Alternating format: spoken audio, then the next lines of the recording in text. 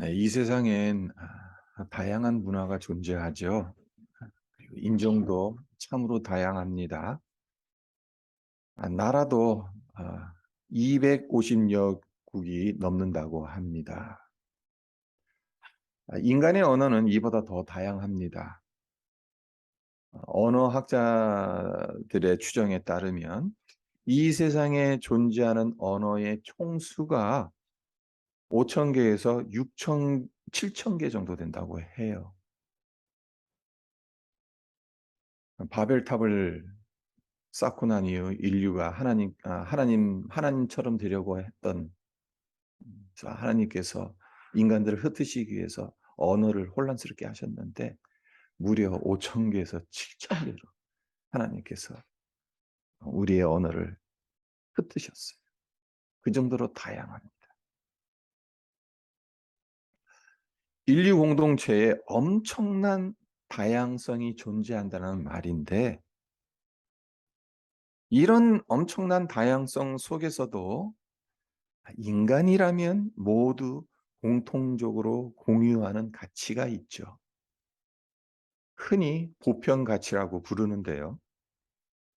인종이 다르고 문화가 다르며 종교가 다르고 언어가 달라도 인간의 존엄성, 자유, 평등, 인류애와 같은 가치는 모든 인류가 공유하는 보편 가치라 할 수 있습니다.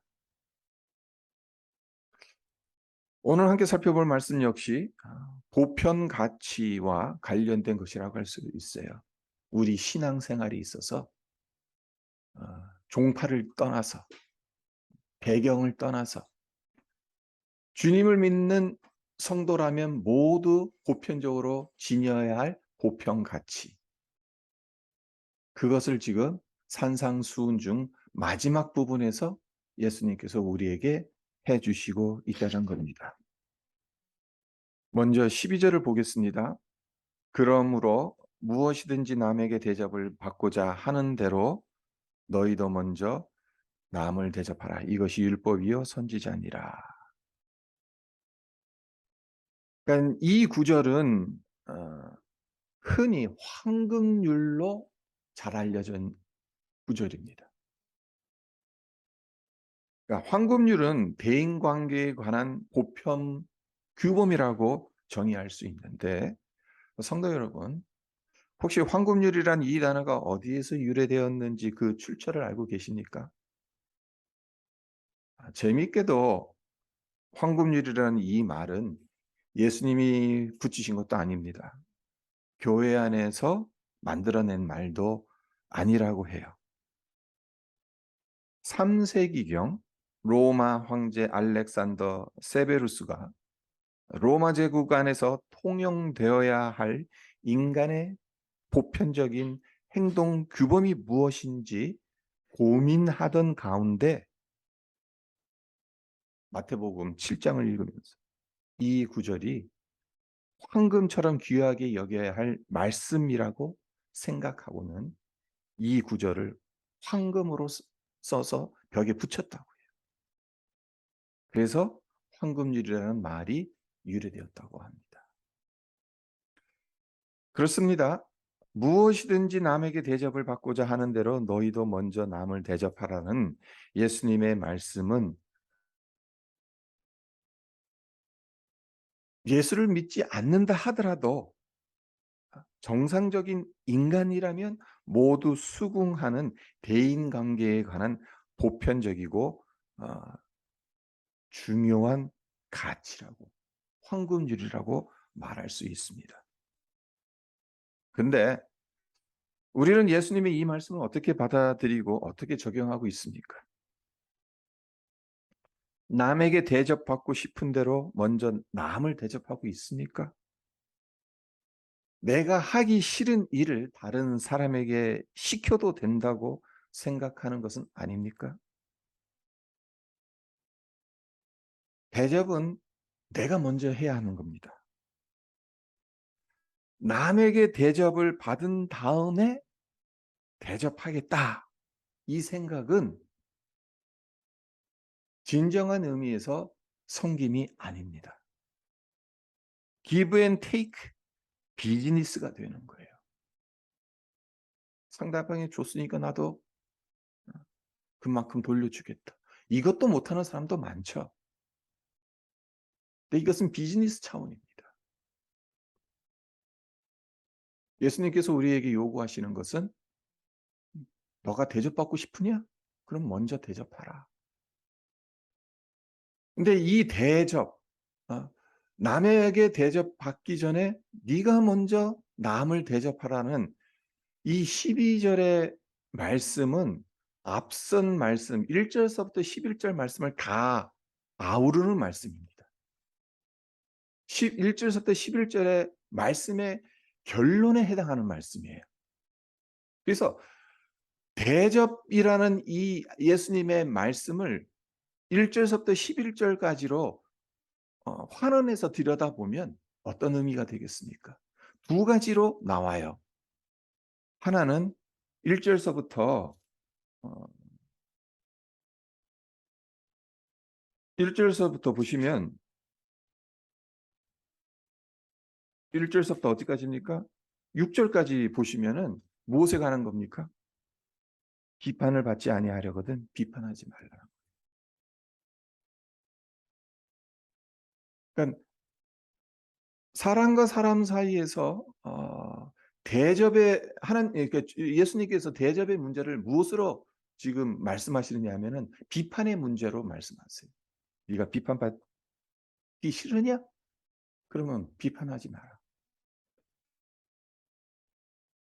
그래서 우리가 잘 알고 있는 3절 말씀. 어찌하여 형제의 눈 속에 있는 티는 보고 내 눈 속에 있는 들보는 깨닫지 못하느냐. 이 말씀을 하십니다. 그러니까 황금유리로 붙여진 이 12절의 말씀. 대접을 받고 싶으면 먼저 대접하라. 네. 이것을 구체적으로 예수님은 비판의 문제로 남을 비판하지 말라는 거예요. 그 문제로 환원시키고 있습니다. 그리고 또 두 번째가 뭡니까? 이제 7절 이하로 보면 7절서부터 11절까지 보면은 구하라. 그리고 두드리라. 찾으라. 우리가 잘 알고 있는 7절 말씀. 구하라 그리하면 너에게 주실 것이요. 찾으라 그리하면 찾아낼 것이요. 문을 두드리라 그리하면 너에게 열릴 것이다. 기도에 관한 문제죠. 그러니까 하나님과의 관계에서 비롯되어지는 것을 이야기하고 있어요. 그러니까 우리가 이 세상을 살아가면서 중요한 두 가지 관계가 있지 않습니까? 타인과의 관계, 그리고 하나님과의 관계. 네, 여기에서 우리가 중요하게 여겨야 되는 보편 가치, 황금줄이라고 말할 수 있는 그것이 무엇입니까? 남을 비판하지 말라는 겁니다. 그리고 기도하라는 겁니다. 그러니까 실제를 가만히 읽어보시면 무엇을 발견할 수 있습니까? 하나님이 주시고자 해요. 근데 가만히 있는다고 하나님이 주십니까? 무엇이 앞서야 된다는 겁니까? 구해야 한다는 겁니다. 무엇을 찾아야 돼요? 하나님의 뜻을 찾고자 합니다. 하나님의 마음을 헤아리고자 합니다. 그러면 가만히 있다고 하나님의 뜻을 찾을 수 있습니까? 아니라는 거예요. 찾아야 한다는 거예요. 그러니까 하나님과의 관계에서 우리가 하나님의 은혜를 받고 싶어 하죠. 우리 중 어느 누구도 하나님의 은혜를 싫어하는 사람이 누가 있겠습니까? 근데 어떻게 해야 하나님의 은혜를 받을 수 있냐는 거예요. 먼저 하나님 앞에 나가서 구하고 찾고 두드리라는 거예요.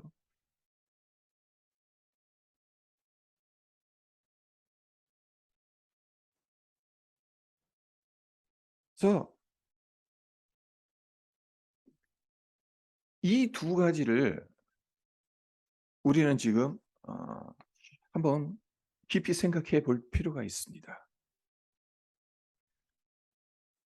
대인관계에선 남을 대접하는 문제, 내가 대접을 받기 위해서 무엇을 해야 되는지, 그리고 하나님께 대접을 받기 위해서. 하나님께 대접을 받기 위해서는 어떻게 되냐. 남에게 대접받기 위해서는 비판하지 말아야 돼요. 이 7장 1절서부터 7장 1절서부터 6절에 의하면 내가 남에게 대접받으려면 남을 비판하지 말아야 돼요. 정죄하지 말아야 돼요. 그리고 하나님께 대접받으려면 어떻게 해야 됩니까? 하나님께 찾아야 합니다. 구해야 합니다. 두드려야 합니다. 이것이 신앙의 황금률이라고 할 수 있어요. 네. 9절서부터 11절까지를 한번 보시면요. 너희가 악한 자라도 좋은 곳으로 자식에게 줄 알거든 하물며 하늘에 계신 너희 아버지께서 구하는 자에게 좋은 곳으로 주시지 않겠느냐. 이 말씀이 나온단 말이에요. 그래서 9절을 안 읽었는데 보면 너희 중에 누가 아들이 떡을 달라 하는데 돌을 주며 생선을 달라 하는데 뱀을 줄 사람이 있겠느냐. 여러분 여러분 자녀들이 여러분들에게 뭔가를 달라고 요청했을 때 생선을 달라 하는데 뱀을 줄 분이 계십니까? 떡을 달라 하는데 돌을 주실 분이 있습니까? 근데 이것을 예수님은 한 걸음 더 나아가서 어떻게 말씀하십니까? 너희가 악한 자라도 좋은 것으로 줄 알거든. 악한 사람이라도 자식만큼은 어떻게 한다는 거예요? 애지중지한다는 거예요. 좋은 것으로 준다는 거예요. 하물며 하나님께서 선하신 하나님께서 어떠시겠냐는 거예요. 그러니까 구하는 자에게 좋은 것으로 주시지 않겠느냐는 거죠. 그 구하지 못해서 하나님께서 주시지 못한다는 거예요. 하나님께서 우리를 대접하고 싶어 하시는데 우리가 왜 하나님께 대접을 받지 못하느냐? 구하지 않기 때문에, 찾지 않기 때문에, 두드리지 않기 때문에. 참 중요한 신앙의 원리가 이 안에 숨겨져 있습니다.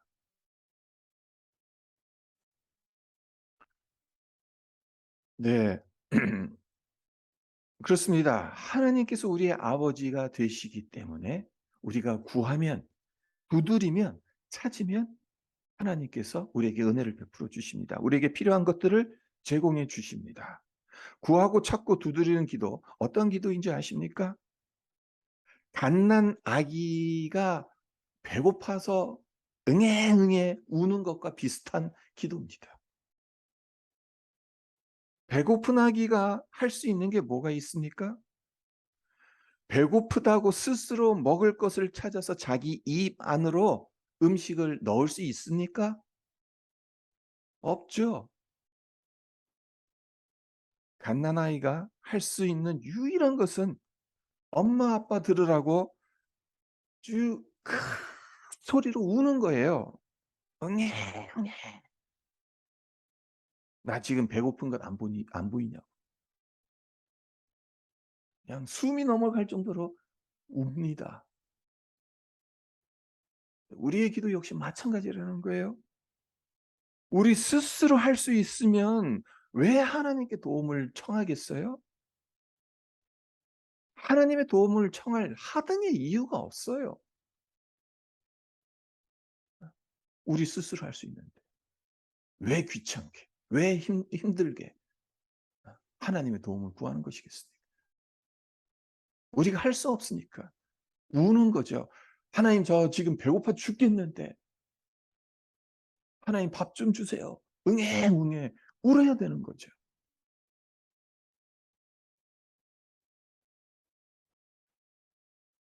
이런 점에서 하나님의 도우심이 아니면 도저히 살아갈 수 없다는 점을 정확히 인식한 사람만이 구하고 찾고 두드리는 기도를 할 수 있습니다.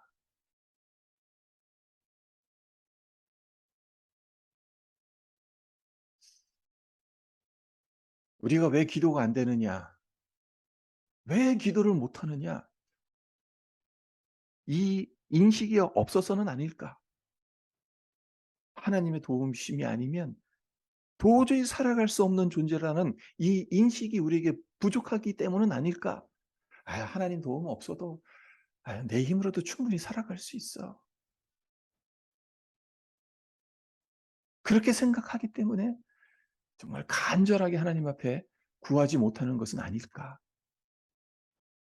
우리는 생각해 봐야 된다는 겁니다. 바라기는 하나님의 도우심과 하나님의 역사가 없다면 한순간도 살아갈 수 없다는 것을 깨닫고, 그래서 구하고 찾고 두드리는 기도를 드리시기를, 그리고 그 기도 가운데서 하나님의 역사하심을 경험하시기를 바랍니다. 자, 그렇다면 하나님과의 관계에서나 사람과의 관계에서 지금 예수님께서 말씀하시는 것, 너희가 대접받고 싶으면 먼저 남을 대접하라. 그것을 두 가지 차원으로 말씀하셨다고 이제껏 설명해 드리지 않았습니까? 대인 관계에서는 비판하지 말라는 것, 하나님과의 관계에서 먼저 구하라는 것. 네, 이것이 어떻게 가능하냐는 거예요. 어떻게 해야 하나님께 먼저 구하고 찾고 문을 두드리는 기도를 할 수 있냐는 거고, 남에게 대접받기 전에 먼저 대접할 수 있겠냐는 거예요. 그 답이 15절 이하에 나옵니다. 15절 이하에서 그 비결을 찾을 수 있는데, 이 부분은 산상수훈 전체의 결론이라고 할 수가 있어요. 여기서 특별한 점이 하나 있습니다. 산상수훈의 결론 부분에서 예수님께서 말씀하시면서 하시는 중요한 그 말씀이 하나 있는데, 말씀을 실천하려고 하면 이것을 방해하는 장애물이 있다는 거예요. 두 가지로 말씀하고 계십니다. 하나는 거짓 선지자죠. 거짓 선지자들이 있다. 그리고 또 다른 하나는 성령의 충만함이 없다. 자, 먼저 거짓 선지자라는 이 장애물을 한번 볼까요? 15절을 보세요. 거짓 선지자들을 삼가라. 양의 옷을 입고 너희에게 나오나 속에는 노략질하는 일이라. 거짓 선지자들에 대해서 어떻게 말씀하십니까? 예수님께서 선포하신 진리의 말씀을 뒤집어 버리는 자들이라는 거죠. 이런 자들이 존재한다는 것입니다. 그리고 이런 자들의 특징을 양의 옷을 입고 너희에게 나오나 속에는 노략질하는 일이라고 말씀하고 있어요. 그러니까 겉모양은 양처럼 순해 보이는데 내면은 이리처럼 노략질하는 추악함으로 가득 차 있다는 거죠.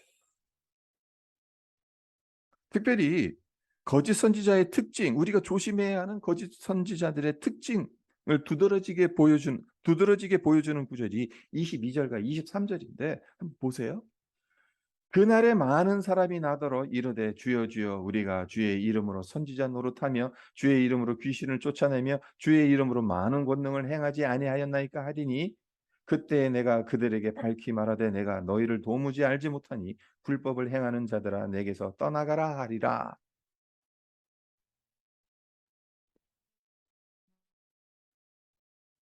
예수님의 이 말씀에 따르면 거짓 선지자들에게 신비한 능력, 성령의 은사가 있습니까? 없습니까?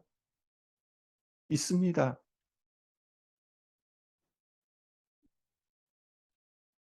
주님의 이름으로 선지자 노릇을 합니다.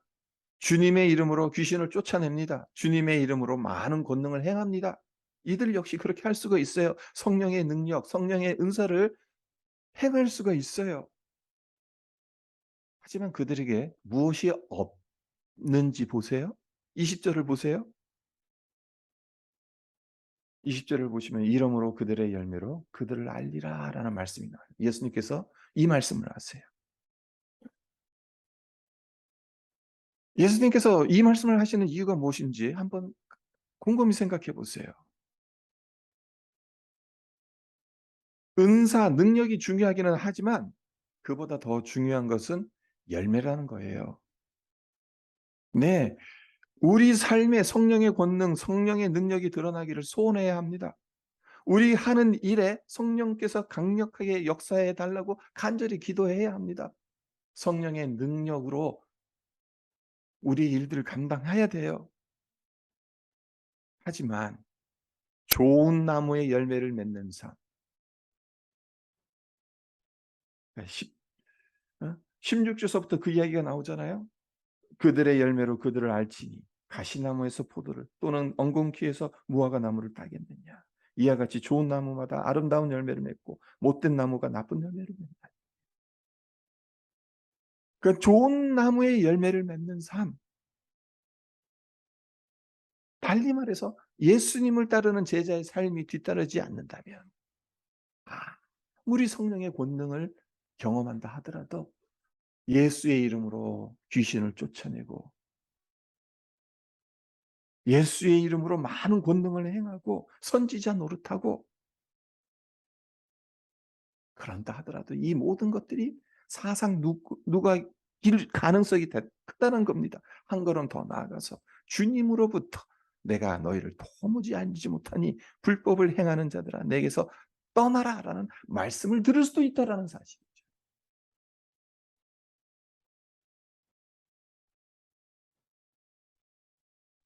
어떻게 보면 참 무서운 말씀입니다. 우리가 성령을 받았어요. 성령의 권능을 행할 수가 있어요. 네, 거짓 선지자들도 주님의 이름으로 성령의 능력들을 행할 수는 있어요. 네, 성령의 열매가 없어요. 좋은 열매를 맺지 못해요.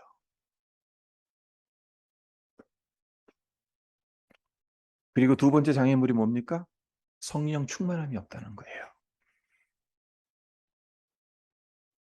하나님의 은혜를 경험한 우리 모두 당연히 하나님 백성답게 성도답게 살아가기를 원치 않습니까? 그런데 왜 하나님께 정성을 다해 예배드리겠다는 결심, 하나님의 사랑을 이웃과 나누며 살겠다는 결심, 하나님께서 주신 사명을 이루기 위해서 최선을 다하겠다라는 우리의 결심, 왜 그토록 쉽게 무너지는 것이겠습니까? 16절부터 18절을 다시 볼까요? 그들의 열매로 그들을 알지니 가시나무에서 포도를 또는 엉겅퀴에서 무화과를 따겠느냐. 이와 같이 좋은 나무마다 아름다운 열매를 맺고 못된 나무가 나쁜 열매를 맺나니 좋은 나무가 나쁜 열매를 맺을 수 없고 못된 나무가 아름다운 열매를 맺을 수 없느니라. 나무가 좋은데 나쁜 열매를 맺겠냐는 겁니다. 예수님은 절대 그럴 수 없다는 거죠. 나무가 나쁜데 좋은 열매를 맺을 수 있다는 거, 이거는 불가능하다는 거죠. 가시나무가 아무리 포도 열매를 맺으려고 발버둥 쳐도 가시나무에서 나오는 것은 날카로운 가시입니다. 포도 열매가 아니라. 엉겅퀴가 아무리 무화과 열매를 맺겠다고 결심을 하더라도 엉겅퀴에서는 무화과 열매를 맺을 수가 없어요. 예수님께서 왜 이 말씀을 하시는 것이겠습니까? 단순히 거짓 선지자들 들으라는 것이겠습니까? 거기에 모여 있는 사람들, 거짓 선지자들을 대상으로 하는 말씀인가요? 산상수훈이? 아니에요. 예수님 말씀 듣고 싶어서 온 사람들이에요. 하루 종일 배 곪아가면서 하나님의 나라가 무엇인지에 대해서 예수님으로부터 직접 그 말씀을 듣고 싶어서 나온 사람들이에요. 그런 사람들을 향해서 예수님께서 이 말씀을 하고 계세요. 그러니까 이 말씀을 우리에게 어떻게 적용해야겠습니까? "우리는 거짓 선지자들이 아닌데."라고 생각하면서 그러니까 우리하고는 전혀 상관없는 겁니까? 아니에요. 이렇게 한번 생각해 보세요. 우리의 문제가 뭔가? 우리의 문제는 속사람이 변화되지 않은 채 성령의 열매를 맺어야지, 성도답게 살아가야지 결심을 한다는 거예요. 그리고 그 결과 그러한 결심이 대부분 한순간의 결심에 그칠 뿐 열매를 맺지 못한다라는 것입니다. 우리는 원래 어떤 존재들입니까? 우리는 가시나무와 같은 존재예요. 엉겅퀴와 같은 존재예요. 우리에게서 나올 수 있는 열매는 포도 열매나 무화과 열매가 아니에요. 죄의 가시입니다. 그것이 우리의 본질이에요. 우리의 본성이에요. 우리가 예수님이라는 포도나무에 접붙이지 않게 되면 우리 속에서 나올 수 있는 것은 가시와 엉겅퀴밖에 없어요. 근데 우리의 속사람이 변하지도 않은 상태에서 성령의 열매를 맺기를 간절히 바라고 결심한다 한들, 성도답게 살아가겠다라고 아무리 결심한다 한들 그게 가능하겠냐는 거예요.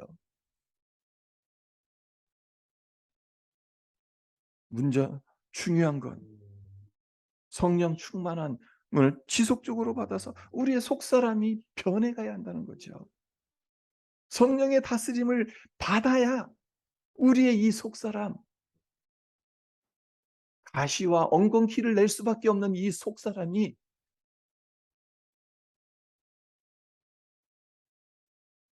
좋은 열매를 맺을 수 있는 나무로 변해갈 수 있다는 겁니다. 우리의 심령이 성령 충만을 받아 근본적으로 변화하지 않는 한 성령의 열매를 맺는다는 것은 불가능에 가깝습니다. 성령의 열매는 순간적인 결심, 감정적인 헌신으로 맺을 수 있는 성질의 것이 아닙니다.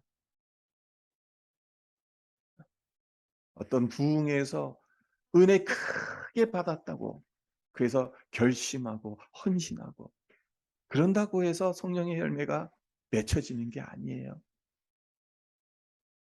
지속적으로 성령의 다스림을 받아 우리의 심령이 변해야 맺을 수 있는 열매입니다. 말씀을 맺겠습니다. 주님을 믿는 성도로서 지녀야 할 보편 가치이자 황금률에 대해서 오늘 말씀드렸어요. 하나님과의 관계에선 은혜를 받기 위해선 먼저 구하고 찾고 두드리는 기도를 드려야 한다. 그리고 사람과의 관계에선 비판하지 말라. 남에게 대접을 받고 싶거든 먼저 대접하라.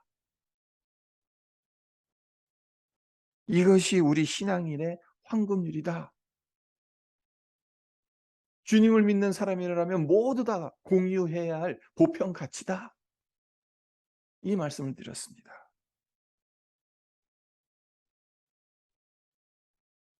근데 우리 결심만으로는 이거 가능하지 않다는 걸 말씀드리지 않았습니까? 아무리 결심을 한다 한들, 우리의 의지를 갖는다 한들 흉내는 낼 수 있을 겁니다.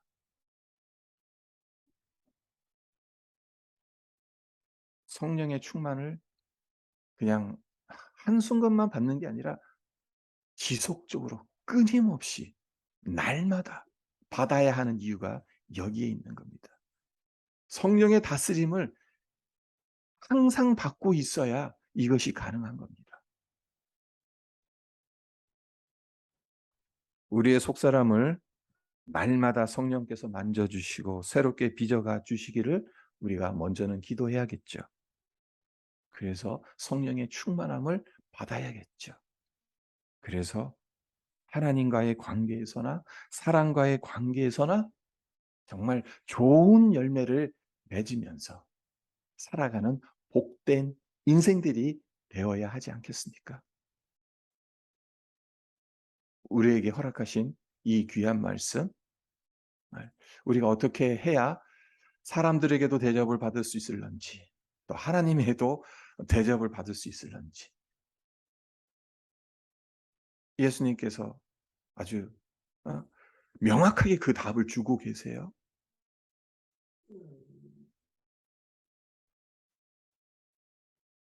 이 말씀 우리 붙들고 정말 성령 의지하면서 성령 충만함으로 이 말씀들 우리의 삶 속에서 정말 실제적으로 이루어져 가는 것을 경험하는 우리 모두가 되시기를 주님의 이름으로 축원드립니다.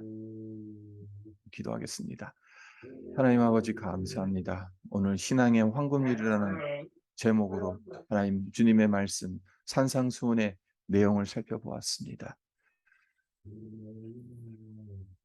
대접받고 싶으면 먼저 남을 대접하라는 이 말씀이 사람과의 관계에서도 통용될 뿐만 아니라 하나님과의 관계에서도 적용되어 줄 수 있다는 것을 예수님께서 말씀하고 있지 않습니까? 먼저는 사람과의 관계에서 비판하지 말라는 것 아니겠습니까? 내 눈에 들보는 보지 못하면서 남의 눈에 티끌을 본다라고 주님께서 말씀하고 계시지 않습니까? 그리고 하나님과의 관계에서 하나님이 우리의 선한 아버지가 되시기 때문에 우리가 구하고 찾고 두드리면 하나님께서 좋은 것으로 주신다라는 것을 말씀하고 있지 않습니까? 네.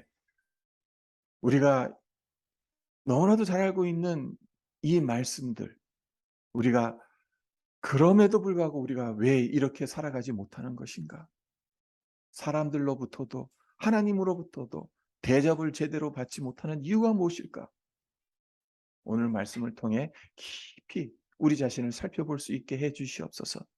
문제는 우리 의지만으로는 되지 않는다라는 사실, 성령 충만 받아서 우리의 속사람이 변화되지 않는 한 우리 안에서 좋은 열매를 맺을 수 없다라는 사실, 오늘 허락하신 이 말씀을 통해 우리의 마음에 새기고 이 말씀 의지하며 성령 충만함 받아서 하나님 정말 사람들로부터도 또 하나님으로부터도 대접을 받으며 살아가는 그런 우리 복된 인생들 되게 하여 주시옵소서. 감사드리며 예수님의 이름으로 기도합니다.